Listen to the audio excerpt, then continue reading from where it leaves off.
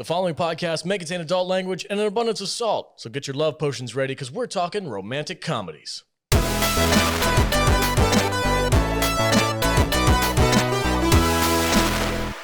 Welcome and thank you for listening to another episode of the Salty Nerd Podcast. I'm your host, the Salty Nerd, and today's episode we're going to be talking about romantic comedies, Love Potion number 9, Forgetting Sarah Marshall, and Isn't It Romantic? And I am joined, as always, by my illustrious and romantic co-hosts, starting with the barbarian space Viking. Let's see what he did there. I swear, because she started drinking immediately. Yeah. So not me. You're doing me. You're doing me last. Yeah. What's up, V? How you doing, man? I'm okay. Yeah, I'm getting there. You had me rolling there for a minute, dude. That was. I love it when Alex cries. It was hard to get. 2 weeks in a row. Yeah. It's. You get me every time, man. You hit that funny bone, and I just can't help it. I'm also joined by the ambassador of estrogen, Jude. Hi. How you doing? I'm good. How are you? Good. Better now. I'm also joined by the author extraordinaire, Matthew Kadish. Hello. Hey. All right, guys. Like I said, we're talking about romantic comedies. Before we get into it, a real quick word from our sponsors. All right, everybody. Let's talk about the first movie on our list today, starring Sandra Bullock and discount Dennis Quaid. Love Potion number 9. Discount Dennis Quaid. That's good. That's really good. I like that. Oh, poor Tate Donovan. Oh, I hate this movie so much. All right. Who's got the synopsis for us? Is that you, Jude? All right, Jude. Go ahead. Take it away. All right. 1992, Love Potion number 9. It was rated PG-13 with a runtime of 1 hour and 32 minutes. Paul, a scientist who is terrible with women, gets a palm reading, and the gypsy woman gives him a wad of goo that happens to be a powerful lust potion. He gives it to his lady scientist friend, Diane, played by Sandra Bullock, and together they come up with a diluted version of it that works as a 4-hour-long love potion. They agree to test it and experiment separately for scientific research. And they end up falling for each other, not on the potion, but like they stop using the potion, then they end up falling for each other. Do they though? Do they? Can I finish? No. They end up falling for each other, but Diane's skeezy sex friend kind of boyfriend reads her diary, learns of the potion, and gets the rest of the goo from the gypsy, thus duping Diane into falling back in love with him. I could not find the budget for this, but what do you think it brought in? Sandra Bullock in 1992. This was before she was super famous, I think. This is before Speed? Yes. Okay. I'm not going to say much. Maybe, I don't know, $10 million? I have no idea. Vader? $847,000. Close. $755,000. Good. Yeah, I think that this movie was made for like around $1 million.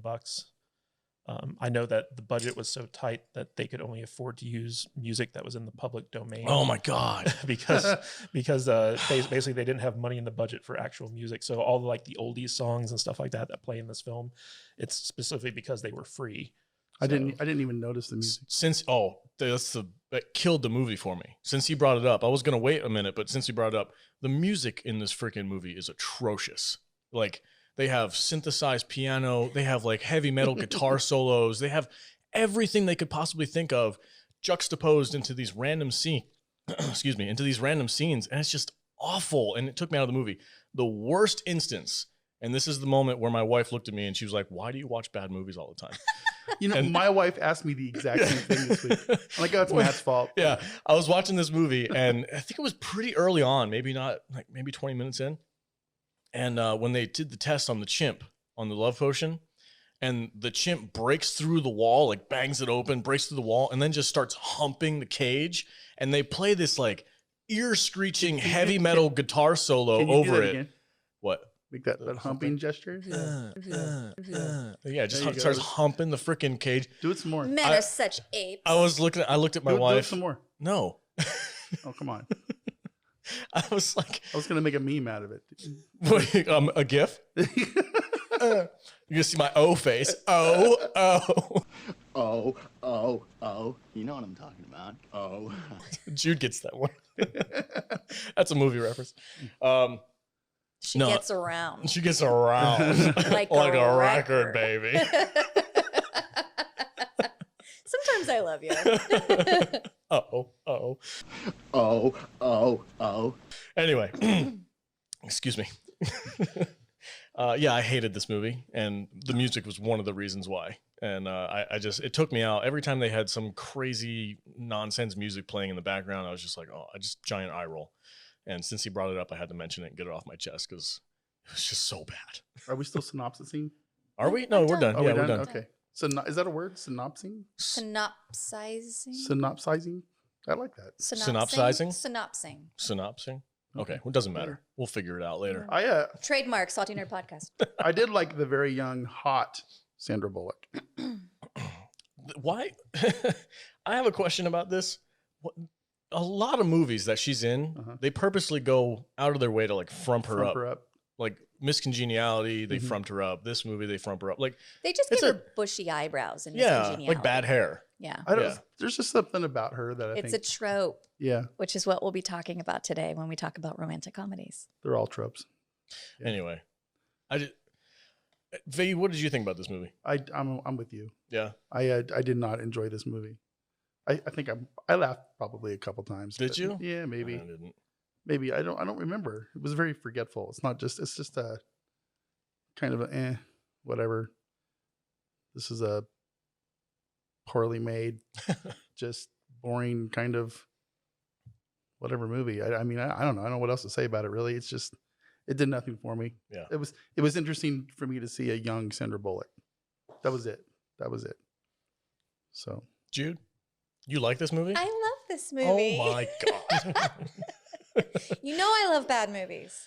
Yeah, but this wasn't like... This isn't like bad good. This is just bad. Yeah, this isn't Night of the Comet. I disagree that this is a bad movie. You can... The table is split. Again. You can have your opinions. It's all right. That's what we're here to do. Is the right one. Okay. Okay, I'm not a romantic comedy lover. But there are things about this that I enjoy. I love, actually, I thought it was from the 80s. I was surprised to learn that this was actually made in the 90s when they had better options. It totally looks like an 80s movie to me, which is the genre that I like. I like bad 80s movies. I love that it's Sandra Bullock's, like one of her first movies. And I like that when you're using the trope of the ugly duckling turns into the beautiful swan, they actually took the time to like give her bad teeth. Yeah. That it was written into the movie. She got her teeth fixed and it made a difference in her appearance. And it was something that it didn't really matter as far as like her being able to get a man because she had a love potion, but she wanted it for herself. And I liked that. I liked that was written into this character development for her. She couldn't have gotten braces? I fucking know her finances. Well, she's a high paid PhD. Is she a high paid one? I don't know. She's got that shitty car that she can't afford to get What fixed. is it? Is Elazio something or other? I don't know. Something Italian that no one's ever heard of. They're known, especially on Top Gear. They shit on that car all the time. Do they? Yeah, they do. Yeah. All right. And I liked how when she meets the guy whose family owns that car company, Oh yeah. he keeps trying to give her this really expensive necklace and she refuses it. And he's like, "Oh, this is my family's car. I own the company." And she like takes the necklace. She's just like, "Thank you." Yeah.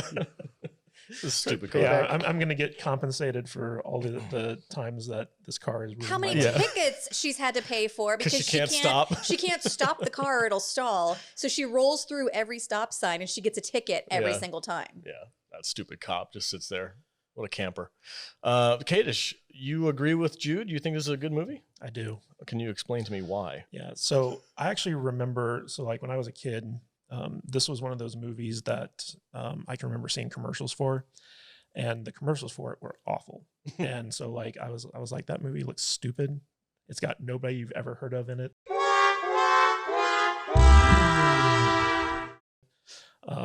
I'm not going to bother with it. But then it came on HBO, and it was one of those movies that was like, it was so cheap to acquire that they played it like constantly.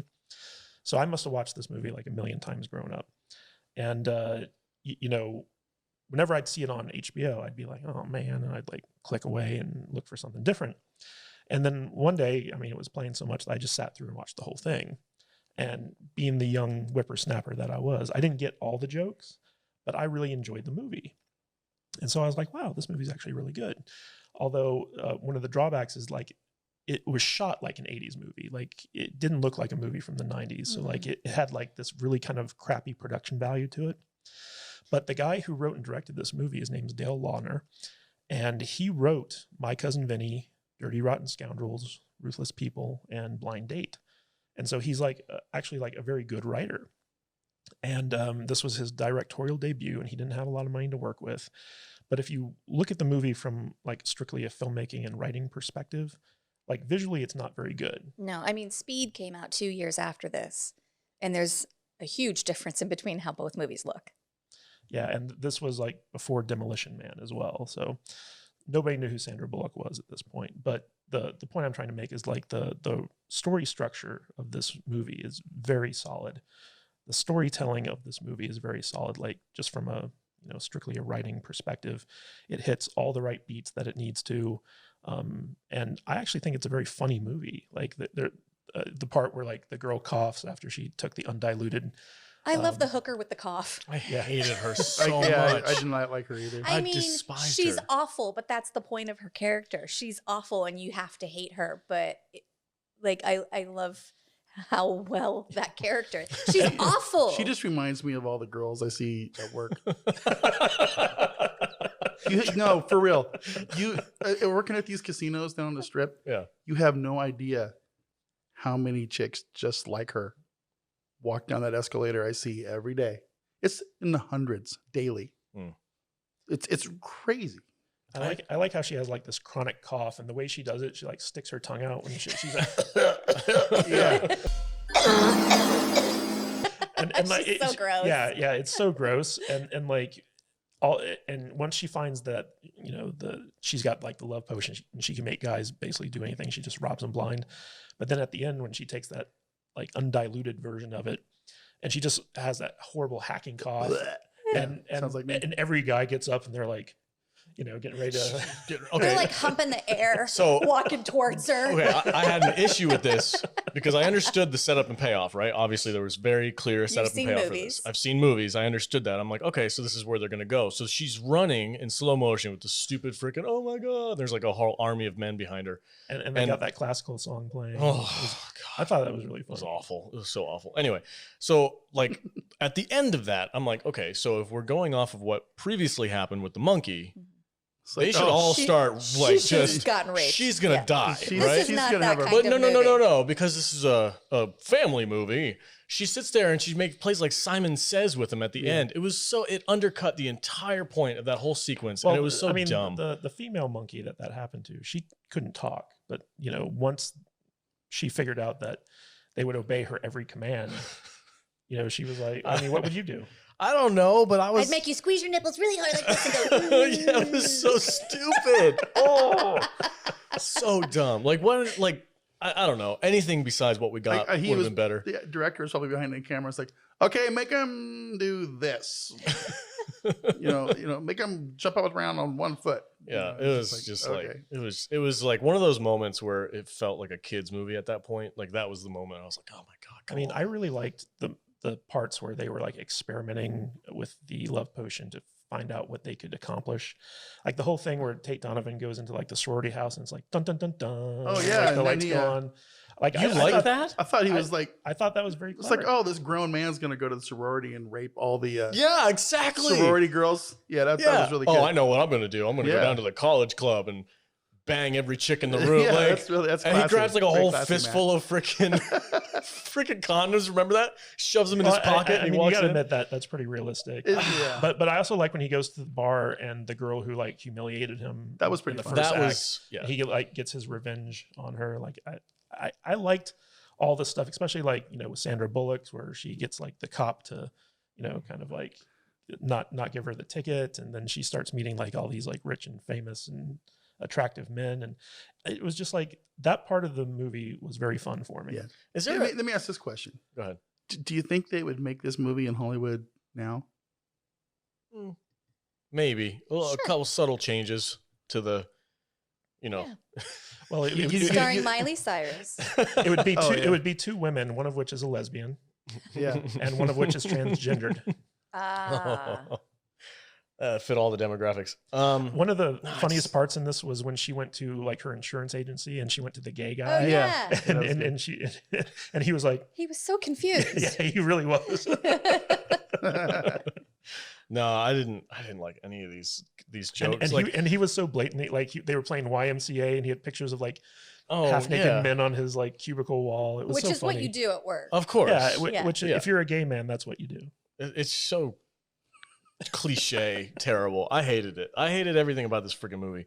And okay, so for a romantic comedy, you're like, okay, I'm looking for some romance for these. I want to root for these people to fall in love, and I'm also looking to laugh. I didn't do either of these things. I didn't think they had any chemistry. Sandra Bullock and Discount Dennis Quaid. Like, I didn't buy that they were like in love with each other from the one scene that they spent some time in like a montage that was supposed to be like, oh, they fell in love. And I'm like, no. Romantic comedies. These romantic comedies are just movies that you go on a date with your girl with, hoping that are going to suck, but hope that she enjoys enough to where you can like put the moves on her later. Mm. You're sacrificing your evening I would have lost. for hopefully a little something later, because maybe this chick flick that makes you laugh will Oh, impress he's her a little bit. sweet, right? Is that how that's Yeah. supposed to go? I No, don't know. my wife would have left. If we watched this movie on a date, she'd have been like, you're a loser. I'm out of Yeah. here. Like making me watch this stupid movie. Dude, ugh. It's so bad. Jude, do you have any other? What else you got? Defend your position, because I'm not buying it. What do you like Yeah. about this movie? Okay, so Was it his really gross looking hair? Ugh. His haircut with the side. I side love a part? greasy man. It did. I'll give him that. It did look better later on in the movie when he just like kind of let it go. Oh, and he went had, all like, flock of seagulls. Yeah. We got some blow dry some curls into that. Yeah, thing. yeah. It looked better at that point. So I should have done a trope count for all of these different movies, but I mean, I just think we decided to do romantic comedies, and the list that Kadish came up with sucked. So I took over because Hey, Wait, this movie whoa. was on my list. I know. The list was worse. Yeah. oh yeah, I forgot. I Yeah. guess. but the reason this was on the list was because I had just watched this by myself for my own pleasure, and then he was like, "You know what? That's a really good movie. We should watch that for the podcast." So he put it back on the list. But I think that in when you're watching romantic comedies, they all have these tropes. Right. And one of the tropes is that the ugly duckling becomes the beautiful swan. And another one of the tropes is that like the girl you're not really following the love story of the girl falling in love with the guy. It's really about his journey. And in the beginning, he says, actually, Diane, when he's like, Oh, the talking to himself. monologue? Yeah. when he's monologuing, he's like, actually, Diane was perfect for me, but blah, blah, blah. And Yeah, then, she had a boyfriend. but she had a boyfriend. And then the journey is him realizing that he's in love with her and getting her to reciprocate. The story is not about watching this girl fall in love with him. It was about him realizing he was in love with her. Mhm. So the chemistry, it only mattered like him going to her. Yeah, but also like at the beginning, like the whole first act of this movie, like we're cutting between him and her, and we're seeing so many parallels. Like we, the audience, are realizing, oh, they're Perfect basically- for each other. They're perfect for each other. Yeah. And so by the time like we get to the point where like it's actually their love story, because it's actually a very basic 3-act structure where the middle act is them experimenting with the love potion, then the final act is them kind of getting together. It's their love story. By the time we get to the third act, we're already on some level mentally we're like, oh, these people deserve to be together. And so like once the evil boyfriend gets the love potion and he's basically using it to get her to marry him, and the main character, what do you call him? Discount Dennis Quaid. Yeah, Discount Dennis Quaid is there trying to save her. So it all just kind of works for me. But I would argue that there's a lot of funny bits in this. Like I like how the first time we see Gary, which I think is the evil boyfriend. The evil boyfriend. So like he does a booty call where he shows up at Sandra Bullock's place like 3 a.m., really late. Yeah. And they have sex, and immediately after he's done, he just kind of rolls over and he looks at her and he's like, "Did you put on weight?" He leaves. What a dick. Yeah. He's awful. Yeah, he just gets up and leaves, and like that's like the last thing he says to her is like, "Did you put on some weight?" And like to me, like it was so awful that I can't help but laugh at that. But then there's other things. Because that's funny. He's one of those people that laughs at tragedy. Yes, I laugh at other people's misfortune. But the character Paul, played by Tate Donovan, there's a scene where he's kind of going over his plan to kiss Sandra Bullock to keep her from marrying Gary to like his 3 best friends. And he's basically just describing like how he's going to assault and rape this girl. I was going to talk about that. That was, and his friends are all there like, dude. I was really glad that they didn't just go along with it, because one of the guys was literally like, so you want us to assault somebody and force her to kiss you? Like, do you understand how crazy this sounds? I'm like, okay, good. And none of them believe him until the hooker with the cough shows up and robs them all blind. Yeah, gets all of them to fall in love with her, and they give her everything, and then like 4 hours later, the potion wears off, and they're like, that bitch. And we've also got Anne Bancroft as a gypsy fortune teller, who's the one who sells them. And the love potion that's throughout the most of this movie, it's love potion number 8. Yeah. And it's not until we get to the end where they have to use love potion number 9 in order to reverse the effects of number 8. So I thought that was kind of clever. Yeah. Yes. Yeah. So let's talk about the evil boyfriend real quick, because I do have a question about this. Like Gary, that bastard.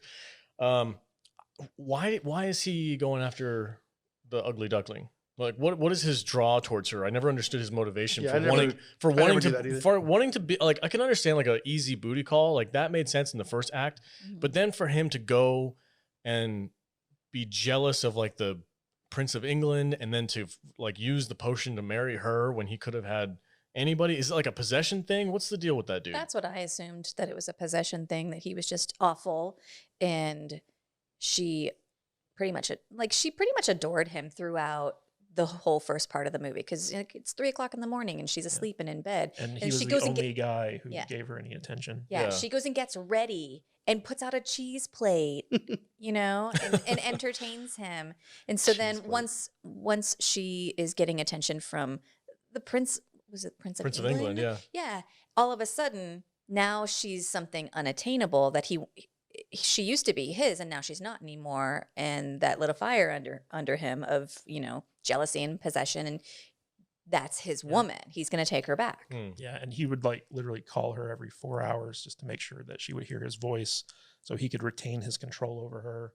I think it was strictly just one of those like really kind of weird abusive relationships, at least a metaphor for it, where he wanted to possess her and he didn't want anyone else to have her. Gotcha. Okay. And so like, and that's what really makes him like such a interesting villain in a story like this. Very easily to root against. You do not want this guy to win. So I can understand that. Okay. That makes more sense. I was wondering, I'm like, I don't understand why this dude wants to be with her so badly. He's not. And I like when him and the hooker finally get together, and it's like they're like they deserve each other. Well, they're dueling love potions at that point. And like when he kisses her, he starts tasting the mule sweat. Yeah, he's just like, what is that? So the potion at the end is a reverse potion for the love potion that everybody's been taking throughout this movie. Right. They go back. Tate Donovan goes back to the gypsy to get the cure. Yeah. And she warns him, you have to be certain that she was in love with you, because if you both take this potion and kiss, then she'll hate you for the rest of your life and you'll taste mule sweat. If she was in love with you, it will break the power of the other potion and you'll hear like bells or birds or something like that. Yeah. Yeah. And then you'll be together forever.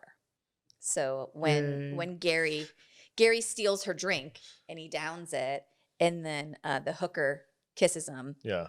And he's like, so that's why he's tasting mule sweat. Yeah, because they hate each other. Apparently, well, they never loved each other to begin with. Right. So yeah, right. Yeah, but the hooker is like, after she kisses him, like she's like obsessed with him, and so like that's what kind of leads to that whole finale where she takes the undiluted stuff, she coughs. Every man tries to like just within like a 5-mile radius. Yeah. I think that part of the movie where she like drinks the glob of potion snot and it like falls out of the bottle, and I was like, that was nasty. Yeah. It was like, what even was that? They hung on that shot for a little bit too long. Like, oh, they wanted to make it real obvious that this was like not good. Yeah, I don't know. Let's do final thoughts. For me, I didn't buy the relationship between Sandra Bullock and her guy, and I didn't really find anything. Like you guys talking about some of the funnier moments, and I can see why you would think they were funny, but for me, they just didn't hit. So I didn't laugh, and I also didn't root for the couple, which kind of tells me in my head that a romantic comedy kind of failed. So for me, this movie failed. I didn't like it that much. I didn't have a lot of fun with it. Vader, what are your final thoughts? I'm in the Potion? same boat as you. I did not enjoy this movie. Maybe I shouldn't watch these kind of movies at home by myself because these aren't my kind of movies. So I'm going into this movie. It's like I try to stay up. I know these guys think I go into a movie, set with my anger meter at 5 already, but I don't. I try to like judge these things on just their own merits, but I didn't like this movie. It was not fun. It didn't click. Yeah. And I enjoy a young Sandra Bullock. It was fun to see her as a young up and coming actress. And but no, it didn't do much. Didn't do much for me. I'm kind of like my love potion's like at a number 2. So two love potions out of 9. a love potion number 2. Okay. Out of 10. That's good. So good rating. Yeah. All right. Jude, what about you? What are your final thoughts on this movie? I love this movie. This is a movie that I just watched for me. I don't know if it has anything to do with what Kadish said about like how well the story is written, but like I'm invested in it. There's setup and payoff, and I think that it's funny. I think that it hits its mark with the romance. So I'm on board with it, and I love this movie. I think I saw this probably when it came out in the 90s, and I've watched it several times since then. Right on. Well, how many love potions do you give it? Oh, I'll give it on a scale of 5. I'll give it 3.5 love potions out of 5. Okay. Right on. And Kadish, final thoughts on Love Potion number 9? I really enjoy this movie. I think it's a very well-written movie. The acting's fine. The visual style is very flat. That's the only real criticism I have of the movie. Dale Launer, this was his first, and I think only film that he's directed. I could be wrong on that. But it was just a very kind of like flat directorial debut. But the writing of it is very good. I've seen this movie more times than I can probably count. And I enjoy it every time I see it. And I don't know, like I think it's funny, it's heartwarming, it's an interesting premise. It's based, it was inspired by that song, Love Potion number 9, that plays at the beginning of the movie. And I usually don't like movies that are based around, songs. But for whatever reason, I just feel like this movie works on multiple different levels. And I don't know, I enjoy watching it with Jude too. So like, I think that, if this is your type of movie, it's a good date night movie to watch with your special someone. Right on. What's your rating for it? I'd give it 3 love potions. Yeah. Nice.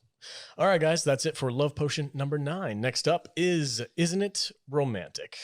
Real quick, we're going to hear a word from our sponsors, and we'll be right back.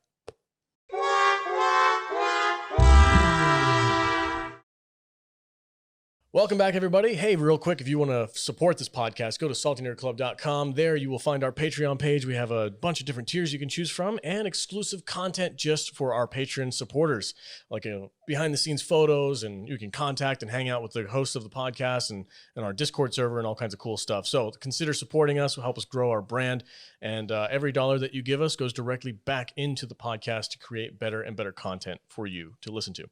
All right, that's saltynerdclub.com. All right, guys, second movie on our list is Isn't It Romantic? Starring the lesser Hemsworth. And what's the girl's name? The second lesser Hemsworth, because there's a third one that's even lesser. I hope he never hears that. I feel bad saying it, but it's, I was watching this and I'm like, my wife's in the kitchen. I'm like, is that Thor? No. That looks like Thor. But it's not Thor, is it? She's no, that's his brother. It's Liam. He's the Jan Brady of Hemsworths. Oh. Yeah. And I know you still don't get that joke, Alex. I don't, sorry. But That's so ridiculous. Dude, you need to watch the Brady Bunch, all right? Seriously. Why would I want to watch a 30-year-old sitcom? At least the movie. Because you do a There's a podcast movie? There's a Brady about Bunch pop movie. culture. Yeah, all right, There's a Brady Bunch movie that doesn't star any of the original There's actually cast 2. members. Yeah, Really? yeah, it's terrible. Oh, And we're not watching it for the show. okay. It absolutely is not happening. Yeah, be careful what you say. People I start know, requesting things. but, I'm sorry. Who's the starring lady of the movie? Rebel Wilson. Rebel Wilson. Okay, I God, couldn't. she's hot. Yeah. Whew. All right. Cool. God, I love Rebel Wilson. She's funny in this movie. She is pretty funny. I love her. I do actually really like her. Good. Good. She's good. I'm glad. I'm glad to hear that. I thought people are gonna like, oh, you're making fun of fat people, you son of a bitch. No, come on. Yeah, I was gonna say. I don't look at people like that. I don't care. You're not allowed to make fun of anyone. You're white and have a penis. That's right. Jude gets it. Yeah. All right, Jude, do you want to do the synopsis for do. Isn't It Romantic? This is actually a pretty clever movie, so I'm looking forward to Thank talking Well, about it. it was you. better than number 9. Yes. Oh, yes. Yeah. All right. 2019, Isn't It Romantic? Rated PG-13 with a runtime of 1 hour, 29 minutes. It had a budget of $31 million. What do you think it brought in? To what 2019? Yes. This is new. 70 million. Vader? I'm right around there. 48.7. It Oh, did not do well. It bombed? It didn't bomb. I mean, it made its budget back, but it wasn't a successful. And these days, go. though, I figure 70 million is it's just an average. For movie, modern but- rom-coms, isn't their lifespan kind of on the DVD end? Like the rentals and the purchasing I at don't home? know. So it's kind of interesting because a lot of romantic comedies in this genre, their budgets are, they call them like mid-level. It's 30 million basically. Mhm. And there's a reason why Rebel Wilson hasn't headlined a movie since this. And that's because, you know, it made a modest profit, but I think if it did break even, it was like barely breaking even. And so like in Hollywood parlance, that means that she can't carry a movie quite yet. Right. And I think that, you know, you've seen her like drop a bunch of weight and stuff like that after this movie came out. And I think that she's trying hard to try to reposition herself as more of a leading lady than she did in this movie. What was She doesn't have that pull quite yet. Quite yet. You know? She's almost there. she's really good as a supporting player. Like Yes. like in Pitch Perfect, Yeah. she was amazing. Hilarious. Yeah, yeah. But she has yet to prove that she can actually carry a movie, because like she had that TV show for a while too, and that didn't do well either. And so like the whole thing about Hollywood trying to make Rebel Wilson like a leading lady, like she's no what's Sandra Bullock? Sandra Bullock. Well, I was gonna say what's the McCarthy lady from Jamie McCarthy? Ghostbusters? No. Oh, Kristen Wiig? No, Well, obviously, it's a leading lady because none of us know who you're talking about. was it Melissa McCarthy?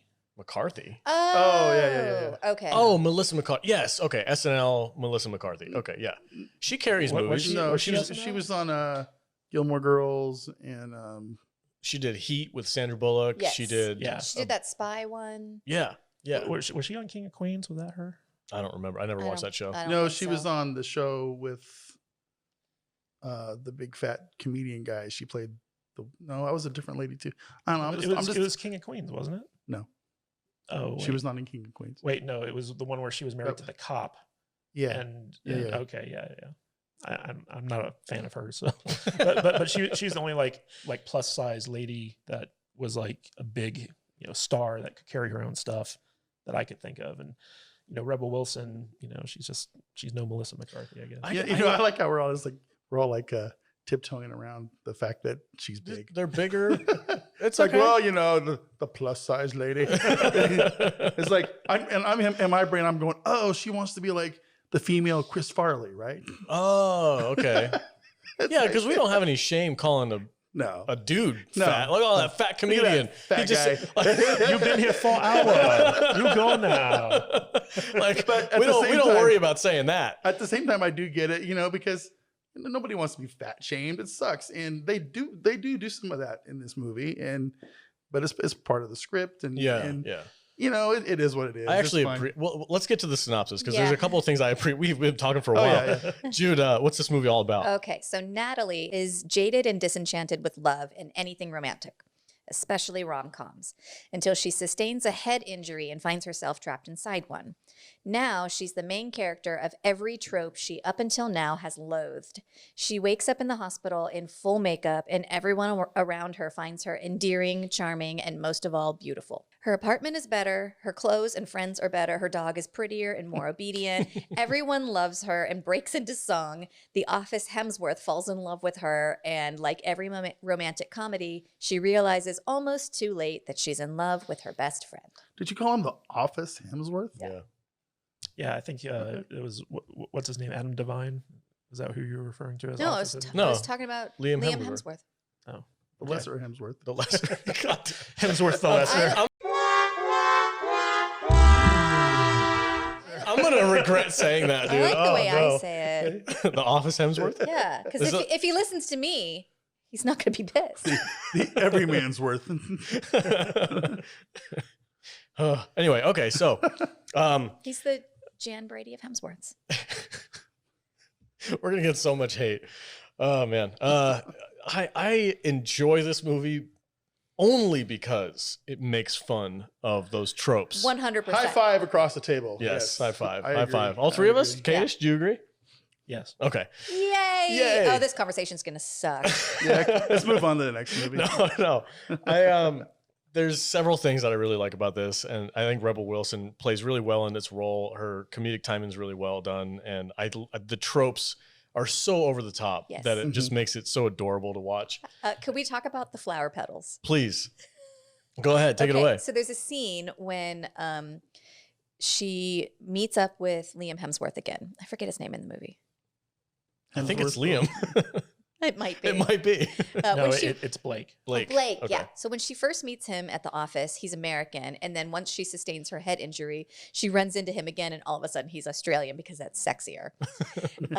And he gives her his phone number. He writes a different number on the petals of a rose and then takes the petals off and gives them to her. Yeah, that and was she's good. like, that's not gonna what do you- work. That's ridiculous. There's 12 million different combinations of these numbers. Yeah. I'll never get them. So then she ends up getting arrested and she gets one phone call, but they won't give her her cell phone. She's like, I don't know anyone's phone number, but she has the petals. Yeah. And she's like, this is never going to work. And they line up. Yeah. And there's even like a petal for each parenthesis Yeah. around the area code. And so she calls him and he comes and picks her up and bails her out of jail. It's just so ridiculous. That was clever. And there's like a whole like 10-minute scene where she's going through each and every trope that we eventually see, Mhm. like at the beginning where she's talking about how much she hates romantic comedies because of these things. Yeah. And it's like this montage of her like in the bathroom with like, her friend and like, them going for coffee and like she just keeps talking about all these tropes, like She's the, like, the "Oh, gay they-" best friend. Yeah. and, Oh, I like, love the gay best friend. Yeah, He she's was, like, he she's was like in, super funny. she's like, there's always the gay best friend trope, and they never even bother to give the gay best friend a job. I And love then he's like, he Oh, shows come up. on, girl. he's And, like you know, giving her a ride to work, and she's like, "Is this how you go to work every day?" And he's like, "If I had a job." I love it. He's like, I love the fact that they actually point out to like the more offensive things that rom-coms do. It's She's like, why do you have an offensive gay like personality? Like, what's going on here? She's like, oh, honey, setting gay rights back like 100 years 100 or years, yeah, something. It's funny. It's funny when they poke fun at stuff like yeah, that. and I she think it's calls good. 911 because somebody's giving her a bigger apartment Yeah. with Oh, yeah. nicer stuff. Bye. Click. It's funny. One of my, oh God, what was it? I just had it in my head. It was one of my favorite moments. Oh, when she realizes it's PG-13. I Yeah. freaking, that's a good belly laugh for me. She's sitting there, she's like, what the fuck? And then just beep. And she looks around, and I'm in a romantic comedy, and it's PG-13. And then And everyone's dancing. yeah, around everybody's it. dancing and stuff. And then they play into that even harder with the sex scene? Yeah. Freaking hilarious. He comes out of the shower. He's got his freaking ripped six pack. And she's like, wait a second. We never had sex. What's going on? Get back in bed real quick. And then it cuts to the next morning. No. And I love how like they have like the Making my way downtown. those like rom-com like pop songs Yeah. that are just Yeah. like playing in the background. Wasn't that, what's Gilmore Girls like theme song? Wasn't that one of them? I have no idea. I can't, I hear that. Every time I hear one of those like romantic comedy pop songs, I should know Gilmore Girls. I stuff, immediately think because of Gilmore Girls. my wife and my daughters are just It's a good show. it's a good show, yeah. But if there was a Trekkie kind of Oh, name for a yeah. Gilmore Girls fan, my wife and kids would both. Really that much into it? They're Yeah. gillies. Yeah, that's good. No, I Yeah, just yeah. made that up. I've never watched the show. No, my youngest daughter, when she lived with me, it was Gilmore Girls, Grey's Anatomy, and Friends Oh yeah. on loop every day, all day. It's all she watched. It was the craziest thing. I'm like, oh, more Friends. Oh wait, is this the episode where the leather pants episode? Okay, I'd sit down and I'd watch and laugh. That's funny. That's what I do with The Office. Yeah. My wife hates that show with a passion. She thinks it's unfunny and Yeah. like ridiculous. Mine's Buffy. And I Your just have wife it. has terrible taste. I have it in the background on the TV, just like playing, and she's just like, "Oh gosh, you watching that stupid show again?" I'm like, "It's funny," but I was we all blessed. have that. I was blessed with girls. We never had boys. So instead of coming home to Star Wars and cool stuff, I got Grey's Anatomy and Friends. I was like, Gotcha. All right, let's talk about Isn't It Romantic? Yes. Yeah, sorry. I do enjoy that finally at the end of the movie, she gets her one F word. Yes. Which is what you tell us Yes, when we're PG-13. recording. You get one F word and that's it. Thanks for giving us each an F word every episode. Yeah, that's technically rated R, but whatever. I don't know what else to say. I enjoy this movie. I enjoy the shtick. I enjoy the making fun of if this wasn't making fun of these movies, I wouldn't like it. I wouldn't have liked it. 100%. Yeah. Yeah. The thing that's great about this movie is that they set it up in the beginning, all of these tropes, so you know what to look for. And then once she sustains her head injury and she wakes up in this world, you're looking for those tropes. And it's just like such a payoff when she's like, come on. As much as I dislike watching all these movies this week, I will give Matt a little credit in that he picked movies that were really just... no, that's Jude. Or Jude. Yeah. I'll give Jude some credit that these movies all made fun of in some respect to the genre. Yeah. I pulled rank on Katie. Yeah. So except for that piece of shit number 9 one that we just watched. Okay. Do you guys, Kadish, I haven't asked you, what are your thoughts on this movie? I think it's a very clever movie. I don't think it's as funny as I would have liked it to have been. Like I wanted more, almost like Pitch Perfect type jokes, because I really love the Pitch Perfect movies. I think they're very funny. That's one of our first dates. Yes, it was Pitch Perfect 2, right? I think so. It was either 2 or 3. That's nobody cares. I agree with you. No one cares. So this is Rebel Wilson's first film in the leading role, and she's also a producer on this movie. So she helped get this going. Right on. And when they were like, "Who do you want to play the love interest that you get to make out with?" She's like, Liam Hemsworth. She's the one who knew. Had a girl. Yeah, she got to pick the guy that falls in love with her. But it's funny because Adam Devine, who plays the best friend. Yeah, his name's Josh in the movie. Friend zone guy. Yeah, the friend zone guy. So basically he him and Rebel Wilson are always love interests in everything they do. So much so that he refers to her as his work wife. I think the only time that he hasn't had her as his love interest was in that movie that he did with Zac Efron. Oh yeah. Is she in that? No, she's not in that. Oh, I didn't know that they made that many movies together. So she was his love interest in Workaholics, which was the TV show that he was in. And she was also his love interest in all the Pitch Perfect movies. So okay, yeah. But funny enough, the guy who directed this movie, his name is Todd Strauss Schulson. Guess what other movie he has written and directed that Jude also loves? Chopping Mall. Yeah. It is The Final Girls. Oh, The what? I love that movie. Never heard of it. I've never heard of that movie. I can see a lot of parallels now that you say that. Okay, so The Final Girls is about horror movie tropes. Oh, okay. Oh, all right. Yeah, that makes sense. So it's like a parody on horror movies. Yeah, it's about a group of friends who get kind of transported into this Friday the 13th style movie. And the final girl trope is like there's always like a final girl who's the survivor and she kills the monster. Yeah. And so basically it's about these group of friends who are self-aware that they're in a horror movie and they're trying to survive. And they all keep getting killed. I love those types of movies. Yeah, like you should watch it. It's Tucker really good. and Tucker and Dale versus Evil. Yeah, it's Love that great movie. freaking movie. So yeah, that's right up my alley. I think I might have to check that out. Halloween's coming up next year. Todd Strauss Schulson, he basically watched like 90 different romantic comedies to figure out what all the different like commonalities are. Oh, you poor sweet boy. Yeah, it was rough. But I mean, like this movie is very clever, and I'll give it credit for that. The interesting thing is that in the first version of this film, so there was only one musical number, and that was the karaoke number. And it got such high marks in test screenings that the studio was like, we need you to go back in and add another one. You know what's funny is I think that was my least favorite part of the movie. The karaoke singing? Yeah. Why? I don't know. I liked it. I thought mean, it was funny. I honestly, I'm not trying to shit I really on like it. that Whitney Houston song. But I think that's what I didn't like about it. Because it was Whitney Houston. Maybe. It's like, I don't know, man. It's such a good song, though. It's a great song, and I love that I want to dance with somebody. I love that they went. I think I just have an aversion to Whitney Houston now. Really? Because I used to really like Whitney Houston, and then all the Real World stuff came out about her. Oh, and Vader's working through some stuff right now. Yeah. I didn't like her. It's like, oh, she's a crackhead. I'm not down with Whitney Houston anymore. Wow. So it bothered you to hear that song? Bother me? No. I don't know. Maybe That's you're weird. right. Maybe you are right. But that scene was my least favorite part of the movie. Breaking down some walls here on the Salty podcast. but they decided to add another, like, song and dance number to the end of the movie. Yeah. That's why it kind of feels a little bit tacked on there. But they the song that they sing at the end of the movie is a Madonna song, and they had to get like permission from Madonna to use it, and so like she had to sit there and be like, so how are you going to use this song? And they had to explain it to her. Freaking diva. Yeah. I actually enjoyed, as for this kind of a movie, ending it that way.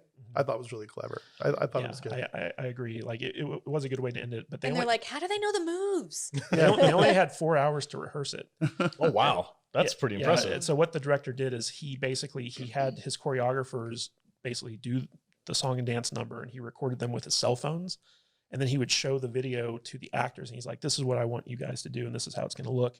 And so the actors were basically able to get everything done within like 4 hours. That's pretty crazy. Yeah.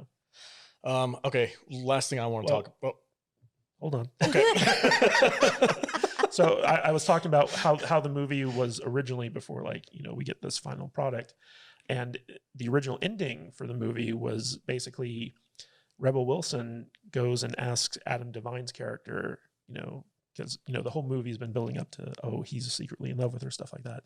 So she, in her, kind of final, like, I'm super confident and this is what I'm doing, she asks him out, and he's like, nah, I just want to be friends. And Friend zoned. Yeah. And basically the test screening audience didn't like that. They were like, oh man, you spent all this time building it up to this, and this is what we get. We don't like it. And so they had to go back and change it. So like they get together, but Rebel Wilson was like, okay, if we're going to get together though, I have to make it clear that, like it's his choice. I don't need him. Yeah. So that was kind of like how the final version of this movie came about. Gotcha. Okay, there's one thing I want to talk about, maybe two. This all takes place in a coma dream. Mm-hmm. See, when I first watched it, I don't think I picked up on that. I thought this was like a weird, like mystical magic thing, kind of like, I don't know if you guys have ever watched Family Man with Nicolas Cage. It was Okay. it was actually an alternate reality that he was living out. It wasn't like a dream or anything. But at the end of the movie, they're like, oh, you've been in a medical induced coma for 18 hours. And I'm like, I was kind of disappointed in that. Aw. Oh, Like- what? Really? Yeah, because it didn't exist. Nothing. So the context of it is she was in a coma after her accident for 18 hours. She gets out and she wakes up and she's almost a completely different person. She shows up to the office and she's just being a dick to everybody. And it's funny because we know the context to it because we watched her go through this whole, We watched her grow. yeah, we watched her personality change in the and her beginning of grow. the movie, everybody's Stepping jerks all over to her her. and stepping on her. And it's like, Yeah. hey, throw my garbage away and yada yada. And then she, goes through the whole, I hate all these romantic comedy tropes, and then Yeah. we go through them all in the coma.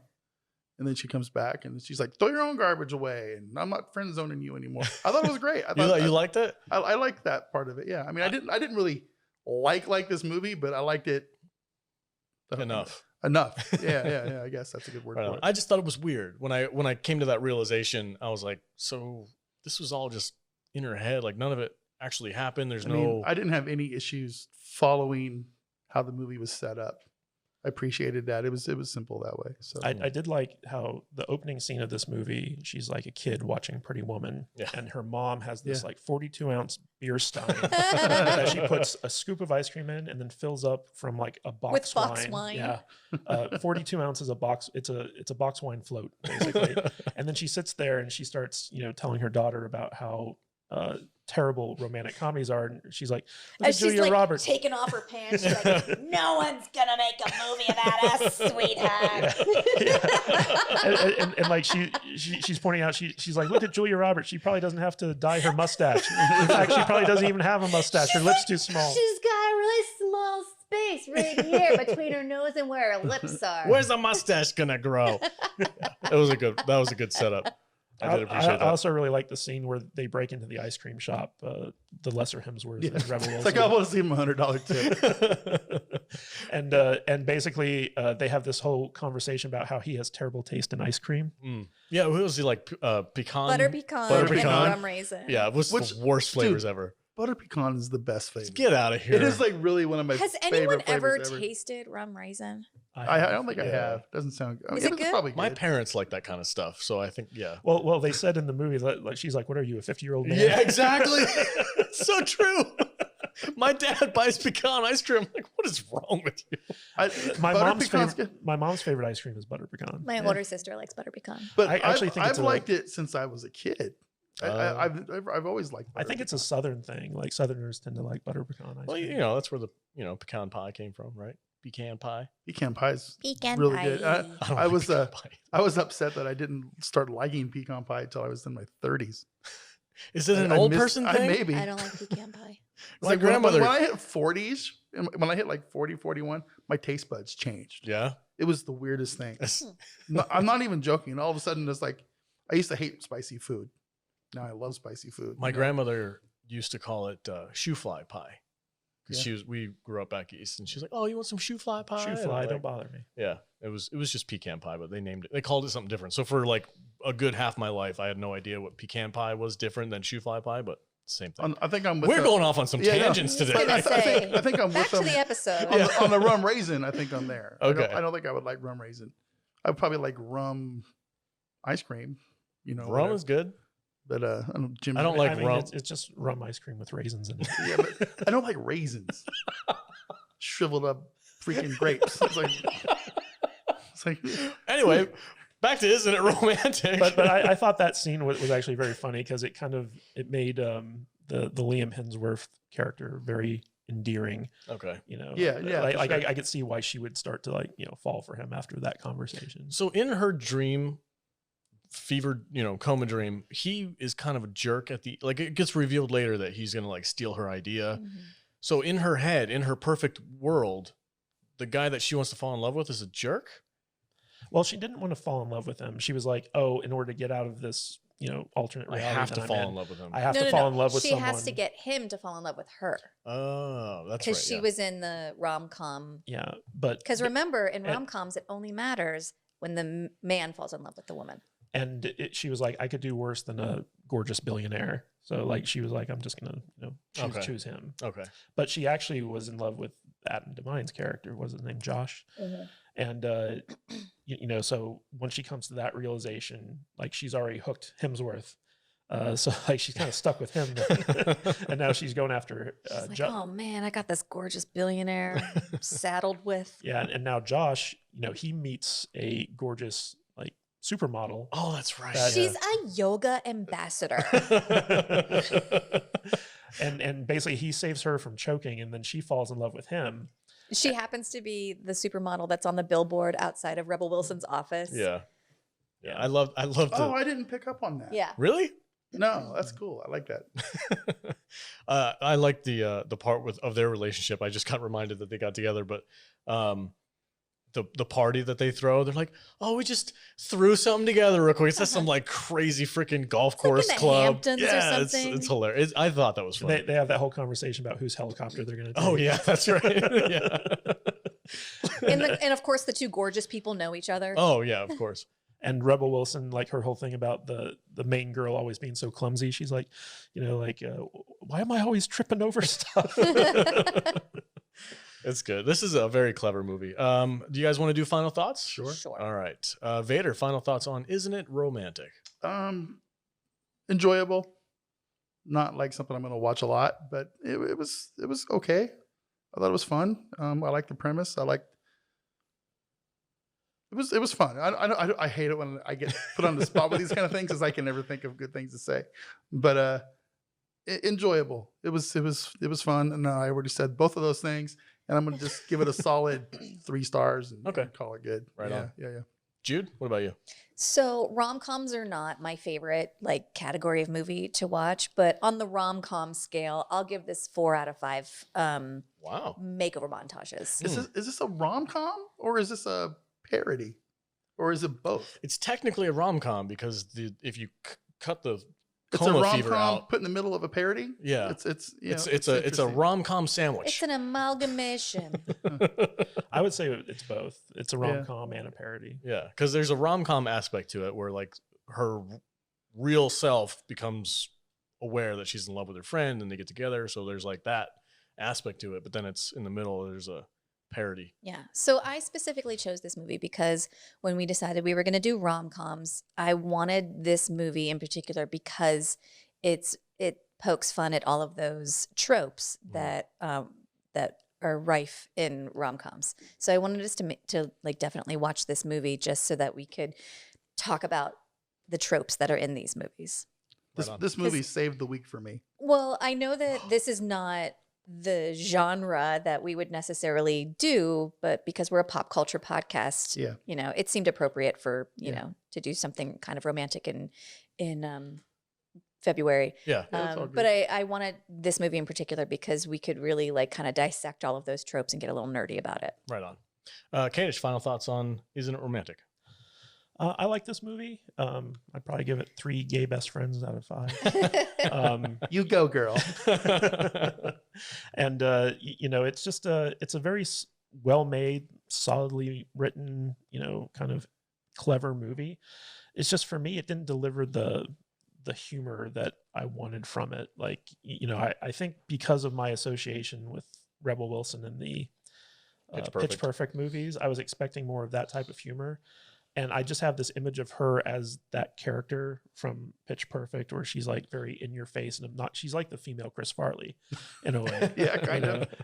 In that movie. She needed to fall over something. Yeah. So, and so like I was expecting more of that in this movie. And because I didn't get it, I was like a little bit disappointed, but it's not a bad movie by any means. And I think it's something that, you know, if you're sitting down with your wife or girlfriend or partner or whatever, one night you're bored and you just want to kind of watch something that's kind of fun and sweet and interesting, like this is the type of movie you would put on and just kind of turn your brain off and, you know, Netflix and chill basically. Right. I would have liked it better if the gay best friend was played by Jack from Will and Grace. That would have been funnier. That's typecasting though. I don't care. He's my favorite femme gay guy. Is he? Yeah. Wow. I didn't know you had one. Well, the gay guy. If you're gonna do it right. The gay guy in this movie was pretty good. He was good. Yeah, he was fun. Yeah, he was all right. And I liked how at the end he turns out he actually is gay. But like when she's like, she's like, you're gay, and he's like, oh, what? Because I don't talk like this. Because I sell weed. Oh, that's right. That's right. Because she's like, oh, I saw a bunch of girls come over to your apartment. He's like, I sell weed. And there's a girls' college right down the street. And then like she hugs him, and he's like, so do you want some weed? Yeah. That was pretty good. That was good. All right. For me, I thoroughly enjoyed this movie. Honestly, only because of it making fun of rom-coms. Like if that aspect wasn't part of this movie, I don't think it would quite endear itself to me quite as much. There's other romantic comedies that I think are better, just straight up romantic comedies. Like I love like 10 Things I Hate About You, stuff like that. Or what's the one with Heath Ledger and Julia Stiles? That's a good one. That was 10 Things I Hate. Is it? Okay, yeah, that one. That's a good romantic comedy. This one, I mean that's Taming of the Shrew. That's Shakespeare. Okay. So glad you're up on your my rom-coms. Right. What about She's All That? No, but you know what else is what's the one with Matthew McConaughey? I don't know, but I'll be collecting your man card when we're done. Matthew McConaughey, and dude, I love romantic comedies. How to Lose a Guy in 10 Days. Yes, that one. That's another one that's really good. There's a lot of really fun, good romantic comedies out there. I don't hate this genre whatsoever. There's a lot of really fun ones. And I think if you get the right couple together, they have a good chemistry, I think it can work fantastic. I mean, Pretty Woman. Pretty Woman's great, yeah. It's if you're a chick. There are legit great rom-coms out there. Yeah. And in Like fact, all of the Tom Hanks and Meg Ryan movies.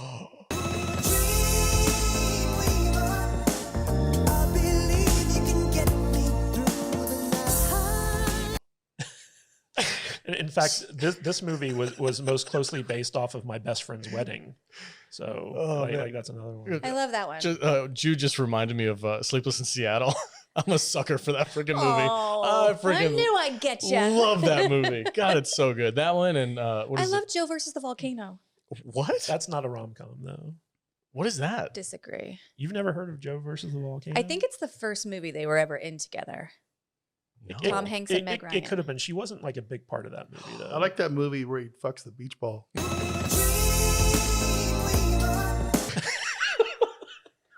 I think that is Joe versus the volcano.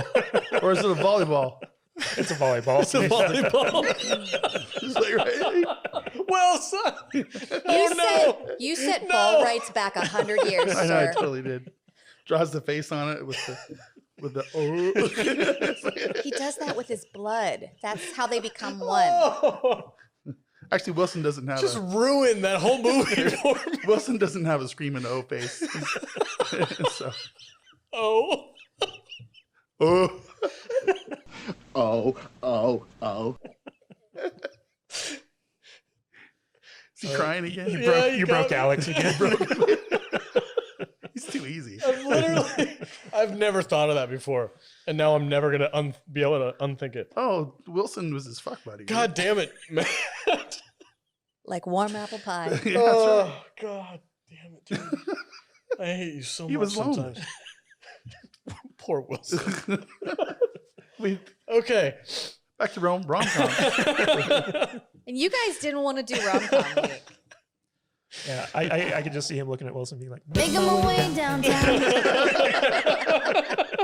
that song just starts playing in the background. Dance montage on the island. This fucking Castaway romantic comedy.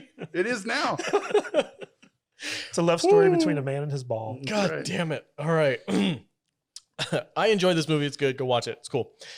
Before we move on to our next topic, a quick word from our sponsors. All right. I got to. God damn it, Matt. Welcome back, everybody. Hey, if you want to get some awesome merch, go to saltynerdstore.com. There we have all kinds of really cool t-shirts that you can buy that are shout outs to the podcast, like the one Vader's wearing right now, the Barbarian Space Viking. If you are a Barbarian Space Viking, go to saltynerdstore.com and pick up a t-shirt, sticker, magnet, all kinds of cool things. And we also got Salty Justice Warrior over here. And not this one. This is a purchase. But yeah, help us out. Support the podcast. Any money that you donate towards us, and you get some cool merch in return. And you also get to support the podcast and help us grow the brand. I'd also just like to point out that if you don't have the money or the means with which to buy something from us or become a patron, leaving us a review or giving us a like on our videos on YouTube and all that good stuff goes a long way to helping us out. So if you want to do something for free, just share us around on social media. Tell your friends about us. We really appreciate it. Is this the part where we tell people to smash that thumbs up button Yes. and hit the bell after you subscribe to the YouTube channel? Yes. Yes. Thumbs up or thumbs down. Doesn't matter. It's all good for the algorithm. Do thumbs up. Thumbs up. It's good for the algorithm. Or and, thumbs down. You can I don't think it matters. just right? Thumbs comment. up. I think that's the new thing now, I like right? to. I like to reply to comments. Yeah, comment. Comment a lot. I get salty, Especially in if the you're a comments. Brie Larson supporter. Yes. Please Yes. comment. Do it. Like 7 times on one video. Maybe Matt will make another Brie Larson video. Don't. No. You've met your quota for the year. I'm gonna make like 12. God I'm damn it. gonna start doing reaction videos to other people's Brie Larson videos. Just start doing reaction videos to Brie Larson's videos. Yeah. It's Like oh, everybody look, else does. Look, she's stretching out while she's working out. Jude and I watched Captain Marvel the other night. It's not a bad movie. I got a lot more hate because of her than the movie itself should have. This is true. If she had kept her, this is Whoa, gonna get cut out. whoa. Right? If she had kept her yap shut About during politics. all Be the specific. politics and feminism bullshit, then there probably wouldn't have been as many issues as there is. Nothing. I think that movie was fine. Hey, It wasn't great. It was like Thor 2 level for me. yeah. Not great, but still watchable. Well, you're like Thor 2. That's Dark World, right? Yeah. That's not a good movie. I like No, that it's not. movie. It's I mean, it had an interesting, you got to see more You of also the- like Sahara. it's the What you say? That you only meant when. least of the Can't Thors. get through one podcast without Matt mentioning Sahara. He likes to dig into me as if my opinion doesn't matter. I would rather him do that instead of talking about how The Goonies? the Goonies all the time. Well, he's, So 2004, Forgetting Sarah Hey, Hey, Marshall. whoa, wait, stop. Are we talking about Jason Segel's dick now? yes. Okay, good. Good. All right, guys. Okay. Next on our list is That's Vader's Jason- dick talking. Yeah, voice. it's just Gotta get loaded up for some Jason Segel digitally enhanced cock. Jason. That's his real call. Jason Don't ruin it for me. Segel. We're talking about Jason Segel and Kristen Bell. That's the last name, right? Kristen Bell's Forgetting Sarah Marshall. I freaking love this movie, and I can't wait to talk about it. Jude, Yes. take it away. Can it be Mila Kunis? Yeah, Mila Kunis and Kristen Bell and Russell Brand. Russell Brand. Thank you. Paul Rudd? Paul Rudd's in this movie too. There's a lot of cool. Bill like, Hader. Yeah, Bill Hader's in the movie. Yeah, that's a great movie, man. This movie's got an A+ cast for Russell comedy. Brand. We said that I already. said that. I'm Are you looking at the IMDb? yeah. Oh, Maria Thayer, everybody. Jonah Hill. Yeah. Jonah Hill, yeah, Yeah. babyface Jonah Hill. Taylor This is all Wiley. kind of in the same universe too. If you've ever seen Get Him to the Greek. Yes, Yeah. I have. Is that the same character? Yes. Russell Brand is playing the it's same the character. Albus Snow cinematic universe. Yes. Okay. There's a what? A cinematic universe? Yes, yes. Yes. Yeah, so- Aldous Snow's character, Russell Brand's character, Aldous Seth Snow. Rogen plays a different character. No, it's It's- Jonah Hill. Yeah, I'm it's still, sorry. yeah. Yes, Jonah Hill. Okay, Jude, I had no idea. take it away. It's Uh, actually, it's pretty good. 2004, Forgetting Sarah Marshall, rated R, with a runtime of 1 hour 51 precious minutes. The budget was $30 million. What do you think it brought in? Oh, I hope it brought in a bunch of money. I'm gonna go 60 million. Doubled Hader? its budget. I'm looking at. Jason Segel's dick. Was this like the edited version? Yeah, I don't know. Did you get the unrated Because version? that was the shot right there. Yeah, but it's fine. Whatever. No, it's not till he drops the towel. I got He the dropped dickless version. The dickless version. Why would you get the dickless That's version? not how I watched it. Oh, there it was. There it goes. See? Yeah. There was definitely. Do you want to go back some and dick pause there. it No, I and don't. analyze the cock? We See can if go. it's digitally enhanced or not. We can go slow motion if you want. No, it's frame by okay. frame. That's good. I'll It's like- analyze that. Anyway, what do you think it brought in? what was the budget? 30. 100. $105.8 million. Hell yeah. Very What'd you good. say? I said like He 60. said 60. 60. Oh, okay. I thought it doubled. I won that. Vader's gotten showcase. pretty good at this. Yeah, you yes. did. I won that Good. showcase I am- showdown. Awful at this game. Wonder Twin. I'm All impressed. right. Tell us so what this movie's about. Pete's long-term girlfriend, Sarah Marshall, breaks up with him. So to get over her, he goes on the vacation that she always wanted to go on with him. Unfortunately, when he gets there, she's also there with her new boyfriend, who happens to be a huge rock star. Seeing how awkward their reunion is, the front desk girl gives him the $6,000 a night Kapua suite free of charge for him to console himself in. He keeps running into Sarah and her new boyfriend at dinner and on the beach and finds out she's not just here with her new boyfriend, she's been cheating on Pete for the last year with him. Meanwhile, he's kind of hitting it off with the front desk girl who took pity on him. And hijinks ensue. Hijinks ensue. So a couple weeks ago, we kind of like jokingly talked about movies that girls watch when they go through a breakup. It was hilarious sitting this- there and just watching you two is this talk one? about it. No, this is, I believe, and me personally, I believe this movie is one that guys watch when they go through a breakup. Huh. Because I freaking love this movie, and I think it's hilarious because he's going through a breakup, right? He hates his ex-girlfriend. She's cheating on him. I all thought this- he was really pathetic. He was I a bit, agree. but that was Yeah. the point. That was the point, that he was being pathetic about it, and his character arc was that he grew and Also, he was able to get over it. don't guys who go through breakups just watch porn? Isn't that what they do? Yeah, I think so. I've been married for too long. I don't know the answers to these questions anymore. Ew. I think if I like broke up with my wife, I'd just go on a starvation diet and die. And that's not pathetic. But- but Jason Segel going to Hawaii yeah, but is. I've been married for 2 decades. He was with her for 5.5 years. Okay. Anyway, I freaking love this movie, dude. It's funny. It's so funny. The opening scene where he's in his apartment and his girlfriend calls like, "Hey, I'm coming home early," and he's like, "Oh shit, I gotta clean everything." He's like throwing everything in the closet. Just the comedic timing of Jason Segel, I think, is awesome. So there's a ton of different moments that we can talk about that I just find hilarious. This is like a belly laugh movie for me. I'll sit down and Yeah, watch that's it, pretty good. and I just enjoy the heck out of it. I love the characters. I love Mila Kunich's character, the Hawaiian cool chick, the surfer chick, who's like so off brand for Jason Segel that he doesn't really know what to do with himself. But I think everything works. It's romantic, and I also think it's very funny. So Yeah. there's a romantic comedy. The thing that I find funny about Mila Kunis character is that, through most of the movie, she seems all put together until she meets her ex. Yeah. And then she goes on that hot girl crazy white trash, like come at me, mother effer. Yeah. you're like Jersey Girl crazy or something like that, right? she went full trailer trash. Yeah, It was yeah, awesome. yeah. And like we I don't know about you guys, but like I've dated girls like that where it's like they're all prim and proper and put together. And then like something just like triggers them and they turn into like, you know, just like trailer park. Crazy murder. Jude, Jude, what makes you crazy? What turns you into that crazy chick? I don't think I get crazy about anything. Well, we haven't found it yet. I mean, Matt can probably tell you better than I can. I'm probably not aware of my own craziness. Well, I need to know so I don't go there. You know, so So Jude's the crazy chick with the. You look in the eye right now. I can see it. I see it. like I'm not crazy. I'm not crazy.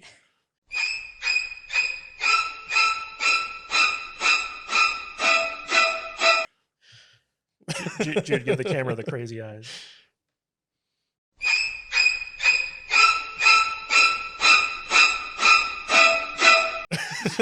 See what I'm talking about? No. Well, No, but you know you're really crazy when you can't act crazy on cue, but it just comes out when it comes out. Naturally, yeah. Yeah. No, that was a good moment when they're on the beach together, and he's like, you know, they're talking about their exes and stuff like that, and she's like, if I run, you run, and he's like, do you understand? No, I don't understand. What's going on, motherfucker? She just goes freaking ham on the dude, and it was funny too because this is a good, nice little setup and payoff for the movie. He's like depressed, and he's eating lunch at the or eating breakfast at the buffet, and the waiter is like some cool surfer dude, and he's like, hey, can I get a, you know, like a pineapple juice with some rum? And he's like, oh, I like your style, man. They're like buddy with each other, and they It's called customer service. yeah, exactly. He sees him later on, which this is another thing that this movie plays on is the customer service thing that I love. Yeah. And he sees him later on. He's like, hey, man, remember me? I'm from breakfast. He's like, this ain't the breakfast buffet, bitch. And he just freaking punches him. It was a great moment. It's a nice setup and payoff. I've always enjoyed that kind of stuff myself because in the casino world that I work in table games especially, everybody's super fake. Oh, for sure. When they're out on the floor. And then you get the real version down in the lunchroom, and it's just like, oh God, you're like the worst person ever. Yeah. and then they get up, they go through that door to the floor. And they're just And all it's like, smiles. whoop, and it's like, hi, how are you today? Everybody's great, and I'm your best friend. And, Yeah. you know, and it's like, oh God. My favorite was when Jason Segel goes to like that chef guy, and he's like, I was about to get a pig ready for the luau. Oh You my want to help God. out? Dude. And Jason Segel's like, yeah, sure. Stabbing the kid. I'm sorry. And screaming, I'm sorry. Yeah, the pig's alive, and he's crying. Jason Segel has a knife, and he's like having to slaughter the pig. He keeps saying, I'm sorry, as he stabs it. And then they're like carrying the pig On to a the stick, luau, yeah. and he's still crying. And the Hawaiian guy's like, "You're being a baby." You can stop crying now. He's dead already. And he's like, I'm not crying. You're crying. I'm not a baby. Yeah, well, you look like a gigantic baby. And then he stops and he's like, I'm really sorry about that, dude. Dude, this movie is filled with those like undercut moments of just pure comedy gold. Yeah, like when he shows up for dinner, and it's like, oh, a table for two. And Yeah. he's just like, no, it's just me. He's like, it's just you. Yeah. So it's like, we have this nice table here at the end of the buffet. but he's like, you want to book or something? You're gonna be super bored. I'd be so depressed if I were you. This sucks. This movie makes me laugh like from start to finish, man. Even the introduction of Jason Segel's character when he's just by himself. I think there was I can't remember if it was at the beginning or if it was like the montage of him like when they were talking about how he kind of like let himself go, and he's sitting in his sweatpants and he's eating a big old bowl of freaking cereal, and he's just like I've been that guy. living every day. You kind of are. Still. I got my sweatpants on right now.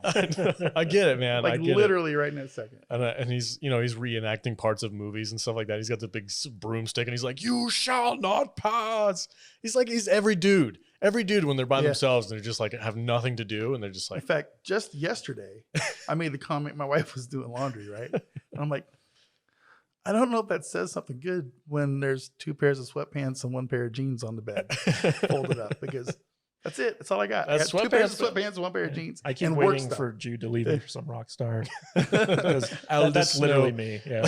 I don't want the genital herpes. Yeah. I'm good. Let's talk about. Well, Stick. I really appreciated the giant Tupperware bowl of Fruit Loops. Yes. That's what Matt eats out of That every was meal. awesome. That's It's like awesome. Just the whole box. It saves on dishes too. She bought me this to keep my cereal fresh.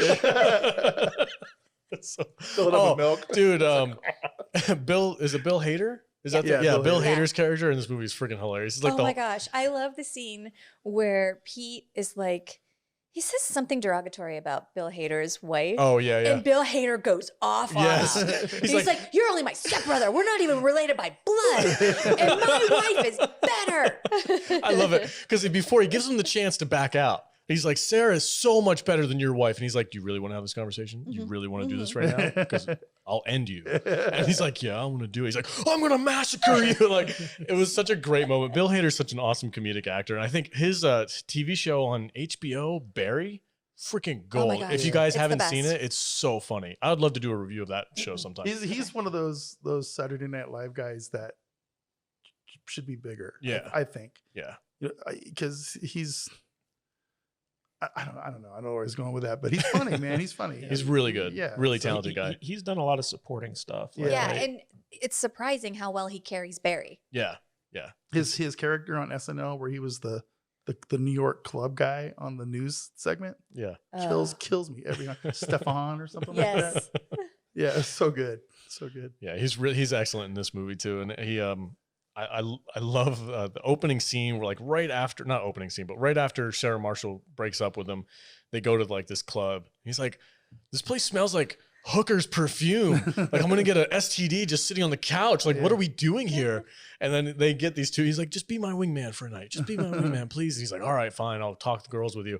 And Jason's just freaking blitzed out of his mind. He's like, I find you both very sexually attractive. It's just no shits given whatsoever. That's the best approach. I I love think that's the the best way. I love the montage of his one night stands. Yes. Oh, the one chick where she's like, Hi, Hi. hi, hi, hi.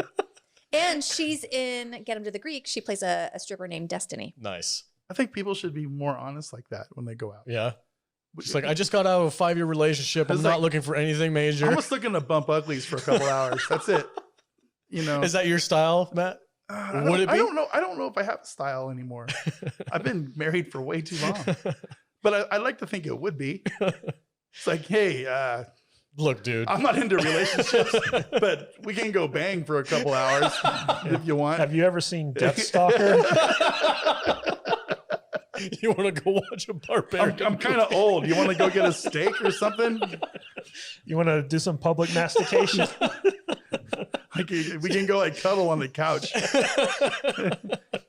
It's good times. I'm soft, I swear. Just, you come cuddle up on me. Push We me. can go we could go eat too much and then be too full to have God, sex. I hate that. That's why I don't eat after 6. It's the early bird special. That's why old people they all eat at 4:30 because they go back to the old folks' home and just bang all night long. Because they gotta let their guts settle. There's nothing worse than fucking on a full stomach, dude. It's terrible. Word. It's pretty bad, yeah. So, hold on a second. I need more booze. Okay. Fucking on a full stomach. What does that? Made him cry 3 times. I got the hat trick today. Nice. That's what he tells me to do. Just make me laugh. I was like, okay. Good job. Old people fuck, dude. Good job. And they're better at it than everybody else. Back to play. Wasn't that a plot line in like the Golden Girls or something? I don't know, but I think we should make like an old folks home like movie script, and it could star like Chevy Chase and a bunch of old SNL people about sex lives of people in retirement homes. That would be pretty funny. That's a funny idea. And how they have to put like antibiotics in their food because they all have STDs. They're all like trading like Viagra and shit on the black market at the old folks home. What freaking show is that? There is literally an episode of a TV show all about this very idea. Tangent. We went up hard. We did. All right. Oh, there's so many great characters in this I love movie. the newlywed couple. Okay, let's talk about them. The newlywed You got couple. Jesus between your legs. No, first You've got Christ. before he gets there, because he has to build up to that point.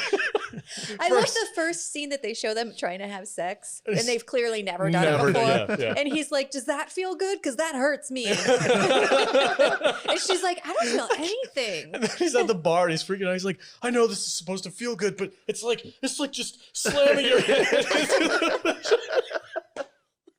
And he's freaking out. Like, why would you put a playground next to a sewage system? And they're in bed together, and he's like, "Would you do that for me?" And he's like, "Yeah." She's like, "No." She's obviously trying to go down on him, and he's just like, "No!" Stop it. That's not how it works. Oh, God. and it takes Albus Snow to coach him in the ways of lovemaking. The freaking sex montage with Elvis Snow and the big chess pieces on the beach. And he's like, if you can activate the clitoris at the same time, that is genius. And involve the anus if you can. I'm like, That's the trifecta. that's the trifecta. This movie freaking cracks me up, man. I love it so much. Every character is a standout character. There is no, like, even Paul Rudd. Yeah. He's only in it for like, he's only in it for like 5 minutes, and he's so memorable. They're out there on the ocean. And So, how old are you, man? he's like, I guess 44. well, first he's like, I don't like to put a label on things. No. He says, I stopped wearing a watch when I moved here. I don't really need one because I have one on my phone. Yeah. Jason's like, well, that's kind of the same thing. And he's like, I guess in like mainland years, it'd be like 44. How many of us mainlanders do move to Hawaii just to say, fuck it? I'm done. I would do it. I've thought about it. I have to. All the Hawaiians are like, don't. Stay. Yeah. Stay on It's the like mainland. us in Nevada. We're like Californians. No. Yeah. No. Stay over there. Yeah. Stay. Stay on your side of the Guys, desert. California's great. You Okay. guys should just stay and wait it out. We're already ruined. I like how Paul Rudd's character, what was his Kunu. Kunu. But his name's Chuck. Yeah. And he's like, what's my Hawaiian name? And he's like, I don't know. Chuck. Anyway, what else? Oh, another favorite line of mine. He's like, We're just going to quote the movie from now on. It's so funny. It's just that's what we do, right? We're just hanging out at the bar Okay. talking about movies. Before you say that, I Go just ahead. want to talk about something that happens in the beginning that ever since I saw it, it has made me envious of men ever since. And it's like the thing that he does with his dick. Oh, He like helicopter. Yeah. I'm like, I've always wanted to be able to do that. really? I just want a penis so I can make it do things. You can do things with that? What? You've never tried? That's really It's little. basically like the grown-up version of the truffle shuffle, right? You just kind of like wiggle around, and Says the guy who hates Goonies. I was trying to like Can make you you guys just- happy. I was Can you was- give me one thing? I was trying to make a little dick joke, but I guess it doesn't Oh, work. that went over my head. Yeah. Sorry. It's like, well, I got a really tiny little thing. Like, I don't know if you've ever heard of that show. I forget what it's called, but it's like they do tricks with their penises. It's like 3 guys, they're on stage and they all just like turn their dicks into things. Oh, yeah, here in Vegas. Puppetry of the penis. Puppetry of the penis. Yeah. I went and saw that and it was just like, You went and saw that? oh, for sure. I mean, who are you Wow. talking to? I guess not. Can you take my It's wife? mesmerizing. This is a thing? Yes. Vegas, baby. And then they take a volunteer from the audience and they'll only take, Dudes. dudes. What? And they teach them how to do tricks with their penis. Oh, my God. It's amazing. So does like Dudes the are dude from the so audience lucky. to like show their stuff? Yeah. I can't go to this shit. There ain't no way. No way. Would you go if the audience wasn't involved? Hell no. I don't think I would. They turn their dicks into like hamburgers and What's stuff. the demographic? What was the audience like? Like age group? No, every. Really? Yeah, I mean, obviously no kids, but there was Right, like That's funny. there were couples there. I went with a couple of gay friends and a couple of girlfriends. There were old people there. There were people 20s, 30s. Like it was a small theater, but there was like a mix. And I tried to get up and go to the bathroom at one point, and they called me out and they were like, "Sit your ass back down. The show's not over." I was like, "I gotta pee." And they were like, "No, wait till the end." That's funny. Wow. Is it Yes, we still really going do. on? We do I don't really. think so. Huh. Let's just say yes, we do really live in Las Vegas. Yeah. Yeah. All right. For eating Sarah Marshall. Yeah. Anyway, dicks are really cool. Yeah, I was just gonna mention the line about like when life gives you lemons, just say fuck the lemons and bail. I love that line. I try to live by that if I can. There's so many quotable things in this movie. There's so many really funny moments. Like I said, the characters, all of them, they all stand out. I love the character of Aldous Snow. He's just like so bullshit. That's another favorite line. He's like, "Oh, I'm Aldous Snow. Bullshit, bullshit, bullshit, bullshit." Did you know originally they were trying to get Charlie Hunnam for that part? Who's Charlie Hunnam? He was in Sons of Anarchy. The blonde dude, the main dude. Yeah, the guy who looks like Brad Pitt. He's also been in some Guy Ritchie movies lately. He Yeah. was King Arthur and No, The Gentleman. I think Russell Brand's. The way I to go. love Russell Brand in this. Yeah, he's funny. Jonah Hill's like the starstruck groupie of Yes. Aldous Snow. He's funny because he's always trying to dote on him, but he doesn't want to be weird, which in turn makes it weird. And the one scene where he goes in, he's like, "Hey, this is my demo. You know, I just wanted you to listen to it, and if you would, that'd be great." He's like, "Don't be that guy." Like, But you know, he was always very polite. oh yeah, until he got fed up with him. There's a thing that he says that I say that drives Matt crazy that I get 100% from him. What is that? Every time I'm like trying to get something accomplished and Matt's ignoring me, and I'll go, okay, I guess I'll just go fuck myself. And it makes him irate. The scene. One time He's mad right now. One time he hit me with, you know what? Yeah, go fuck yourself. And I start crying. Oh no. I was like, this is the thing I say. You can't say it back. The scene at the luau when Jonah Hill gets Aldous Snow to go up on the stage and he's singing the song "Inside of You." Yeah. It's All I the wanna be same is inside of song you. as that, like the environmental awareness song that he plays. It's the same exact song. They just changed the lyrics. That's also a song they sing in Get Him to the Greek. Is it? Okay, yeah. It's so freaking funny. But then Jonah Hill's sitting there. He's like, "I just went from 6 to midnight." Freaking die, dude. It's so funny. Yeah, if there's ever like the romantic side is like the lesser side of this. This is a full on comedy, and I'm all for it, man. I love everybody in this movie. A+ job across the board. Let's talk about the character of Pete and his journey between becoming heartbroken and then he has the opportunity to get back together with Sarah, and then how his there's nothing wrong with it. arc goes. Maybe my dick just doesn't want to be around you anymore. It's just not into you anymore.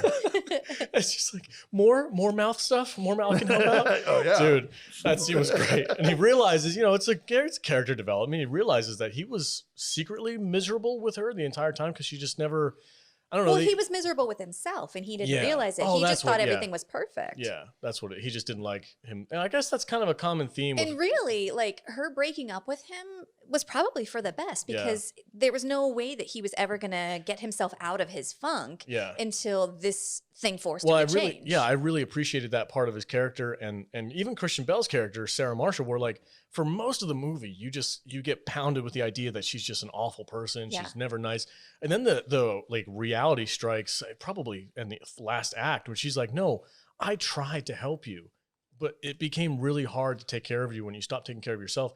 It was like a moment where like, oh, actually no, Peter's the problem, or at least part of the problem. Yeah. And it leads to the situation that they're in. So I like that. I like that they kind of redeemed Sarah Marshall in a way. I don't think she was redeemed. You don't think so? No, I think she's a manipulative shrew. Wow. In fact, one of my favorite scenes in the movie is where Aldous is leaving Mhm. and they're sitting there in the hotel lobby and he's like, yeah, it's like going on a weekend trip with Hitler.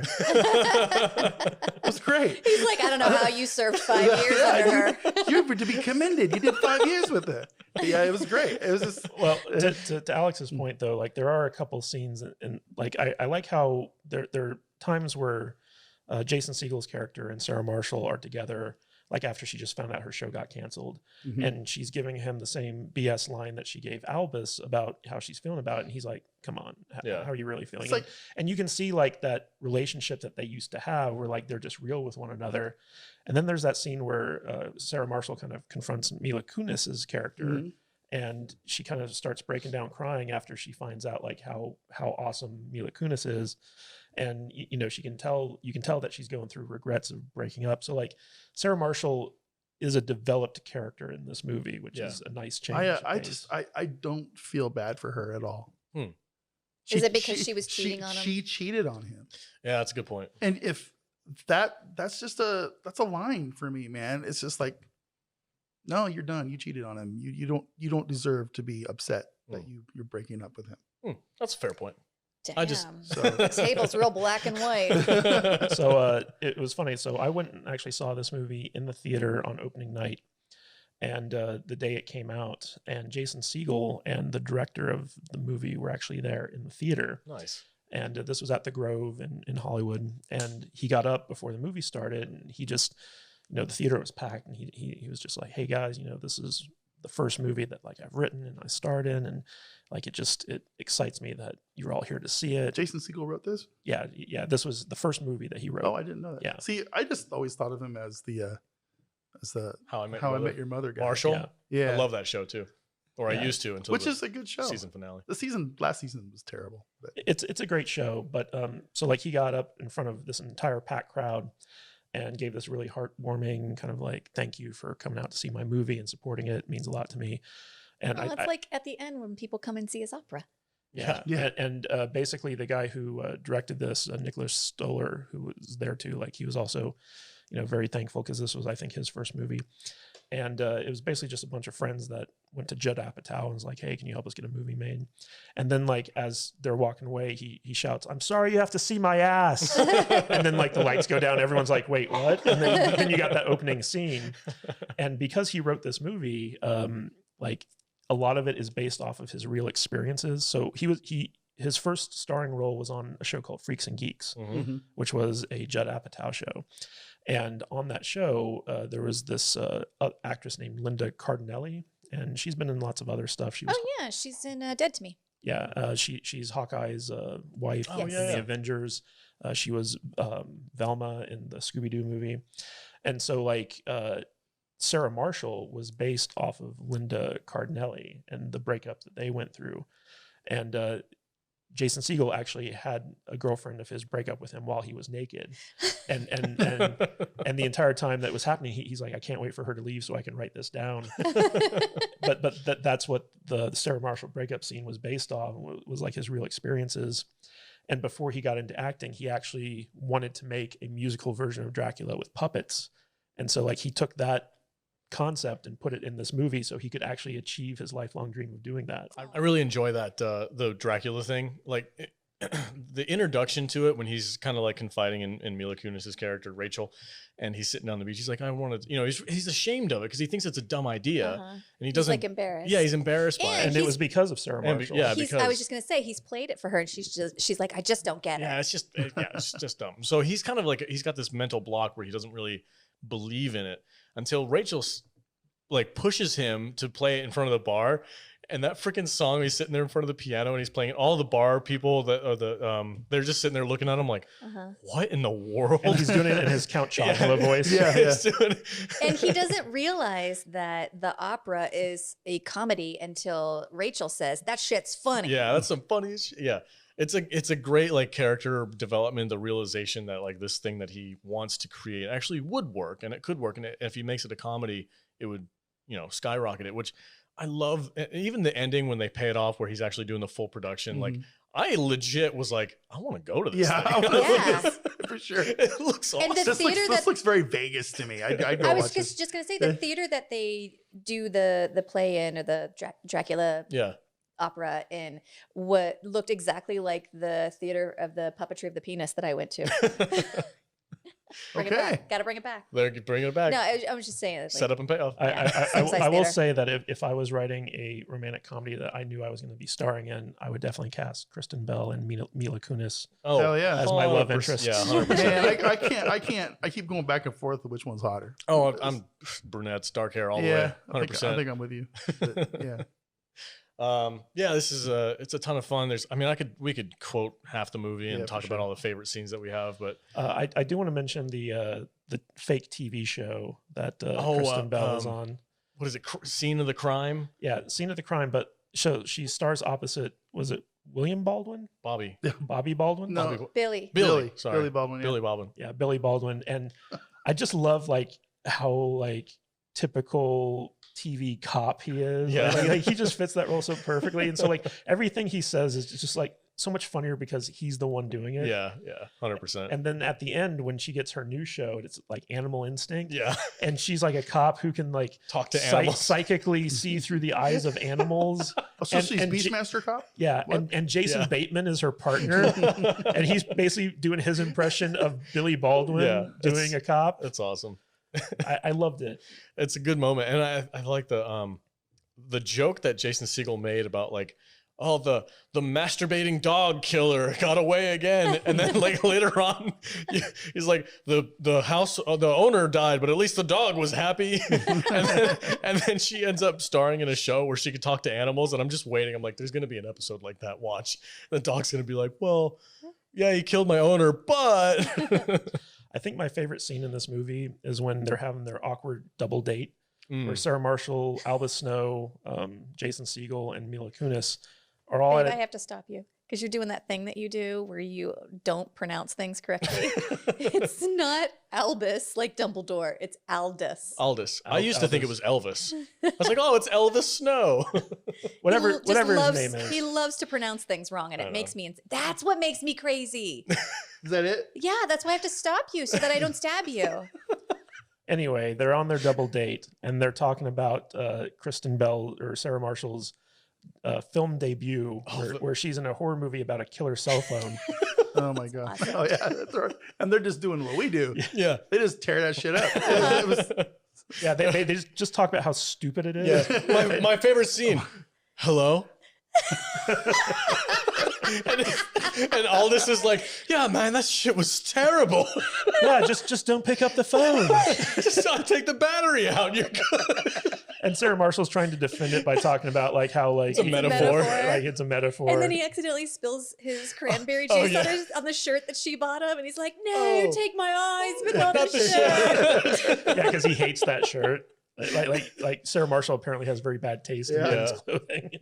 Oh gosh. But what's funny is that Kristen Bell was actually in a movie about a killer cell phone called Pulse. And they didn't know that at the time they were making that scene. No. That's real? I didn't know that was a real thing. Oh my god, that's hilarious. Wow, we need to that's watch that movie now. No, we don't. Oh, well, I do. There is also a movie, and I know that this is going off, but there's a movie called, I think it's called Shaft, and it's about a killer elevator, and it's the worst thing I've ever seen in my entire life. So if we're going to watch the killer cell phone movie, we have gotta to watch pair that it one with too. another killer. What about that movie with the killer weave? Oh my God, yes. Killer called? inanimate objects next week. I think it was called Hair. Was it called Hair? Good Hair, something like that. Good Hair. I think that's what it was. These Yeah. are real movies? Yes. Oh my god. Yeah, this is a horror movie about a woman who got hair that was possessed by witches, and the hair would kill people. It came out this year. No, it came out last year. Well, It came out recently. within the year. You know, that reminds me, you know, I'm going back to Vegas here. The horror museum or haunted museum or whatever, they had that haunted doll. Yes, the Zach Baggins thing. Yeah. Yeah, they have I the want to go Annabelle. check that They out. have Annabelle? Yeah, like the one. Look at Alex's face. Alex is like, no, hell no, I ain't going there. I ain't inviting Nah. that shit into my house. I'm going. Nope. We should go. Nope, Okay, nope, I'll go. nope, Yeah. nope. So he's like, nope. We'll bring some sage. It'll be fine. Some witch's brew. You just can't touch it. I'm not gonna look at it. All right. I love Vegas. Vegas rules. Is there anything else you guys want to talk about this movie? Any favorite? Let's do favorite moments. Do you have a favorite moment, Vader? Something that really I stands don't out to know. you? I just this whole movie was kind of like, it was just fun. It was my favorite of the three we watched this Oh, week for so far. sure. Yeah. I don't know. Favorite moments. Final thoughts? Anything like Final that? thoughts. It was just fun. I had a good time. I laughed. I Yeah. laughed out loud. Several scenes in this. It's like I can never go deep on these things, but 3.5 stars. Okay. Yeah. Right on. I think that sounds about right. Jude, do you have any favorite moments and final thoughts for I do. movie? I love all of the him trying to surf stuff, and I really love the moment when he he's with Aldous and they're both on the surfboards and they're talking and he's like, shit, I really wanted to not like you, but you're actually really cool. Yeah. Oh, it's I like gothic it. Neil Diamond vibe. It's like, that's exactly what I was going for. And he's so pissed. He's like, that's exactly what I was going for. I stuff. like that. Yeah. Right on. I love this movie and I could watch this again and again. I give it 5 out of 5 kunos. Wow. Yeah, I'm with 5 out of 5. I'll just 5 do. out of 5 kunos. I'm on this isn't. This is a great freaking movie, dude. But it's not Indiana Jones. There's only one This- 5 out of 5 movie. That's apple and oranges. No. Okay, but I'm putting it in the category of the category. Like, you know, I'm not going to put this against Temple of Doom. I'm putting this in the category of romantic comedies. Okay. It's a 5 out of 5. I get it. Yeah, I'm just gonna Come do. for me, motherfucker. She's got the crazy look in her eye, man. Watch out. I have to stop you so that I don't stab you. That's my new catchphrase. I want a t-shirt. I have to stop you So I don't stab. so I don't stab you. Okay. Wow, that's scary. Anyway, I'm with Jude. This is a 5 out of 5 movie for me as far as rom-coms go. It's one of my favorites. It's I watched it twice this week because I like it that much. I was like, oh, we're watching this movie for the podcast. All right. So I watched it twice in a We row. watched WandaVision like 4 times this week. I did too. I had to just to understand it. I forgot we got to do that yet. But I'm with Jude 100%. I love all the characters. I love the comedy. I love the romantic. I love the character arcs for everybody. It was really well done, really well put together. I don't have any salt for this movie. Every single person in this I enjoy. There Yeah. not any character that isn't enjoyable. I love even the bartender. The bartender, the buffet guy, the Yeah. server, The guy who names hostess. all the fish. Yeah, the fish guy. Like, Yeah. everybody is so funny. Yes, it's amazing. 5 out of 5 for me. 5 out of 5. Kadish, final thoughts and or favorite moments? So I think my favorite moment was, when they were bagging on the cell phone movie. Like that was definitely something, because I've lived that. Like I've been at dinners where like we're ragging on someone's movie and then, oh, you were in that. Oh, okay. So like that kind of hit home for me. But I'm not as high on this movie as a lot of you guys are. I feel like this is the typical Apatow pack movie where, it's Judd Apatow's friends and they just get together and they make a movie and they ad lib like half the film just because they're that talented and they're friends, and it's an excuse to go to Hawaii and party with your friends and, have a good time.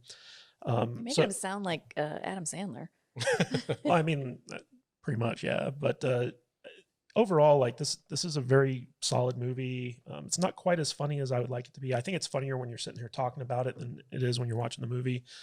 But overall, I'd give it like 3 digitally enhanced penises out of 5.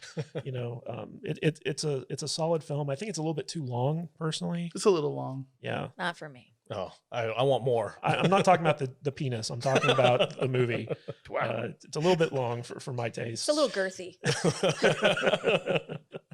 Right on. How many stars or how many? Oh, you said already. Yeah. 3 penises out of 5. Nice. But I would definitely recommend this to people. I would say, like, if you're looking for a very funny romantic comedy, like this is up there with the best of them. Right I on. think that's a good number of penises. Jude with 3, not 5. Yeah. Okay. 1 for each orifice. Wow. That's my fiance, sir. Look at Vader. I'm starting to tunnel vision here. You can't look at Jude.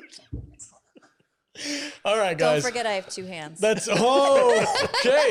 On that note, thank you for listening to the Salty Nerd Podcast. I'm your host, the Salty Nerd. Join us every week. We come out with awesome, fun content. We talk about movies, pop culture, TV shows, all kinds of cool stuff. SaltyNerdVideo.com is our YouTube channel. Go there, subscribe, hit the thumbs up, comment, do your thing. You guys all know how to use YouTube by now. Real quick before we get out of here. Do they? Yeah, of course they do.